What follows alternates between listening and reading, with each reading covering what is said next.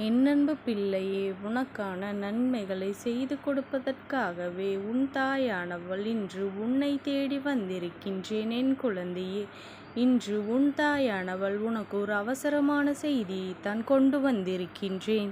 நீ ஒருவருக்கு மிகப்பெரிய உதவியினை செய்ய போகின்றாய். உன்னுடைய நெருங்கிய உறவு ஒருவருக்கு பெரிய ஆபத்து காத்து கொண்டிருக்கின்றது. அவர்களின் குடும்பத்திற்கு உன்னுடைய உதவி இப்பொழுது தேவைப்படுகின்றது. என் குழந்தையே, இந்த அம்மா சொல்வது உனக்கு விசித்திரமாக இருக்கும். இத்தனை நாளும் மற்றவர்களினால் என் குடும்பத்திற்கு ஆபத்து என்றுதானே வந்து என்னிடம் சொல்லி கொண்டிருந்தீர்கள். இப்பொழுது என்னால் மற்றவர்களுக்கு உதவி செய்ய முடியும் என்று நீ சொல்வதை கேட்டால் எனக்கு நிச்சயமாகவே ஆச்சரியத்தை தான் கொடுக்கின்றது. என்று என்னுடைய உதவியினாலும் ஒரு குடும்பம் நிச்சயமாக வாழ முடியும் என்றால் அதை நான் செய்யாமல் விட்டு விடுவேனா? அம்மா, யாருக்கும் என்ன உதவி தேவை நீ என்னிடத்தில் சொன்னால் அதை நிச்சயமாக நான் செய்து முடிக்கின்றேன் என்று நீ சொல்கின்ற என் குழந்தை அல்லவா? உன்னுடைய நல்ல மனதிற்கு நீ நல்லபடியாகத்தான் வாழ்வாய். உன்னுடைய வாழ்க்கையில் பல நல்ல விஷயங்களை எல்லாம் இனி உன் கண்கூடாக நடக்கத்தான் போகின்றது. எதையும் எதிர்பாராமல் இன்னொருவருக்கு செய்யக்கூடிய உதவி உன் வாழ்நாள் முழுவதும் உனக்கு புண்ணியத்தை தேடிக் கொடுக்கும் என்பதனை நீ மறந்துவிடக்கூடாது. என் குழந்தையே, இப்படி நீ செய்கின்ற நல்ல விஷயம் சர்வ நிச்சயமாக இந்த வாழ்க்கையில் உனக்கான பேரதிர்ஷ்டங்கள் எல்லாம் உன்னை தேடி வரத்தான் போகின்றது. என் குழந்தையே, உனக்கு மிகவும் நெருக்கமான ஒரு குடும்பம். ஆனால் அவர்கள் என்னுடைய சொந்த பந்த உறவுகள் அல்ல. பழக்கத்தினால் வந்த ஒரு நல்ல உறவு, நல்லதொரு நட்பாக இருந்து கொண்டிருக்கின்றது. உன்னிடம் பழகி கொண்டிருக்கின்றார்கள். இவர்களுக்கு சில நாட்களாகவே பிரச்சனைகள் வாழ்க்கையில் அதிகமாக இருந்து கொண்டிருக்கின்றது. இவர்கள் இந்த பிரச்சனையை எப்படி தீர்ப்பது என்று தெரியாமல் ஒருவருக்கொருவர் மனஸ்தாபத்தோடும் வாக்குவாதங்கள் செய்து கொண்டும் அங்கே பிரிந்து சென்று கொண்டிருக்கின்றார்கள். என் குழந்தையே, இவர்களினுடைய இந்த பிரச்சனையை உன்னால் மட்டும்தான் நிச்சயமாக தீர்த்து வைக்க முடியும்.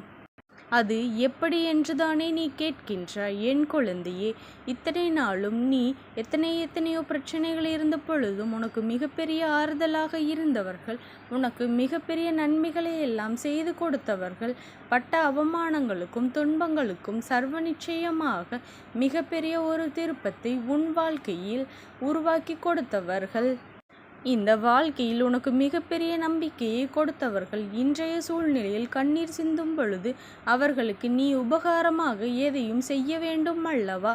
எத்தனையோ பேர் உன்னை சுற்றி இருந்த போதிலும் உன்னுடைய கஷ்டத்தில் பங்கெடுக்காமல் உன்னை விட்டு விலகிய பொழுதும் எந்த வகையிலும் இரத்த சொந்தம் இல்லாமல் நமக்கு உதவி செய்திருக்கின்றார் என்று சொல்லி அன்று நீ பெருமைப்பட்டாய் அல்லவா?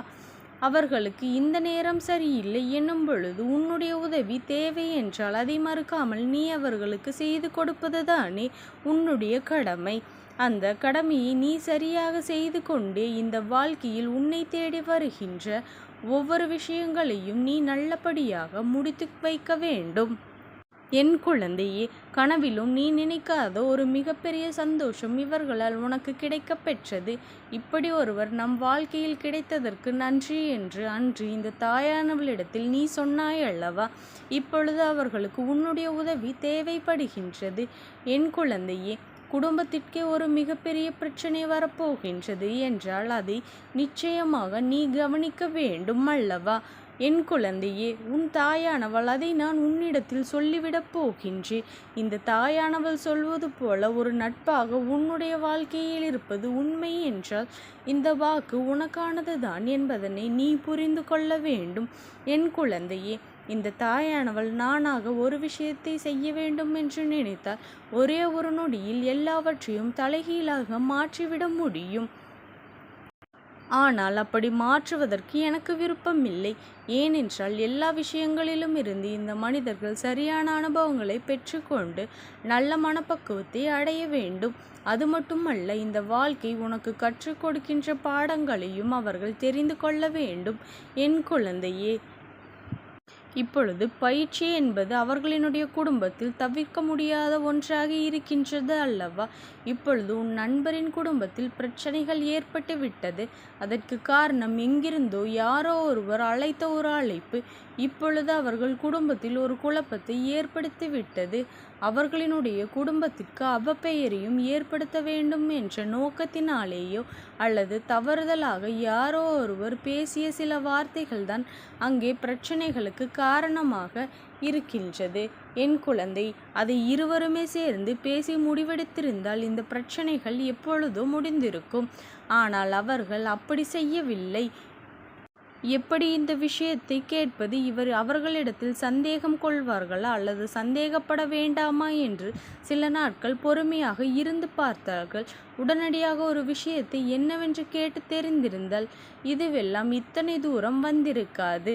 ஆனால் தானாகவே தன்னுடைய மனதில் என்னென்னவோ கற்பனைகளை வைத்து கொண்டு இப்படி செய்கின்றார்களே என்று நினைத்து கொண்டு இப்பொழுது மன வருத்தம் இருந்து கொண்டிருக்கின்றார்கள்.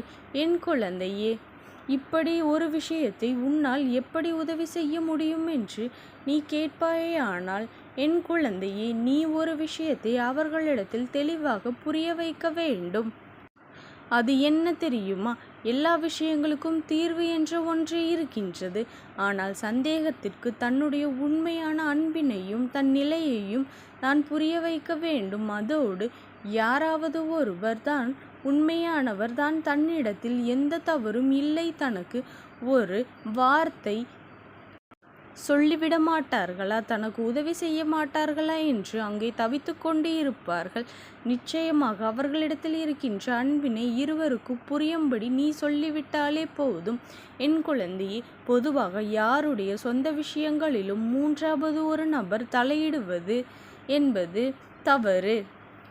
இருந்தாலும் உனக்கு பழக்கப்பட்ட ஒரு நல்ல நண்பர் இப்படி ஒரு பிரச்சனையில் இருக்கின்றது என்றால் அவரினுடைய மனதை நீ தெளிவுபடுத்த வேண்டும். இன்றைய காலகட்டத்தில் பெண்கள் அனைவரும் சுதந்திரமாகவும் பாதுகாப்பாகவும் இருக்க வேண்டும் என்றால் அவர்களுக்கு நாம் முக்கியத்துவம் கொடுக்க வேண்டும். அதே சமயத்தில் தேவையில்லாமல் அவர்களை சந்தேகப்பட்டு அவர்கள் மனதை காயப்படுத்த கூடாது. என் குழந்தையே, இப்பொழுது இருக்கின்ற பெண்களுக்கு வெளியில் இருக்கின்ற நபர்களில் யாரை நம்ப வேண்டும் யாரை நம்பக்கூடாது என்று சரியாக புரிவதில்லை. அப்படி இருக்கும் பொழுது அவர்களிடத்தில் என்னென்ன அறிவுரைகளை சொல்ல வேண்டுமோ அதை அவர்கள் பின்பற்றி நடக்க வேண்டுமோ அதையெல்லாம் தெளிவாக சொல்லி இருவருக்குள்ளும் ஆழமான புரிதலை நீ உண்டாக்க வேண்டும். என் குழந்தையே, இப்படியாக நீ பேசும் பொழுது உன்னுடைய பேச்சில் ஒரு பொழுதும் கண்ணியம் என்பது குறைந்துவிடக்கூடாது. நீ அவர்கள் இருவரிடத்திலும் அனைத்தையும் தெளிவாக பேசிவிட வேண்டும். அவர்களுக்கு எந்த ஒரு சந்தேகமும் ஒருவரிடத்திலிருந்து மற்றொருவருக்கு வரக்கூடாது என்பதை நீ தெளிவாக உறுதிப்படுத்திவிட வேண்டும். என் குழந்தையே, உன் நண்பரின் குடும்பத்தில் உள்ள ஒற்றுமையை நீ நிலைநாட்ட வேண்டும். என் பிள்ளையே, நீ எதை நினைத்தும் கவலைப்படாதே. இந்த தாயானவளினுடைய அன்பும் ஆசீர்வாதங்களும் உனக்கு என்றைக்கும் முழுமையாக கிடைத்து கொண்டே இருக்கும். ஓம் சக்தி போற்றி, ஓம் ஆதிபராசக்தி போற்றி போற்றி.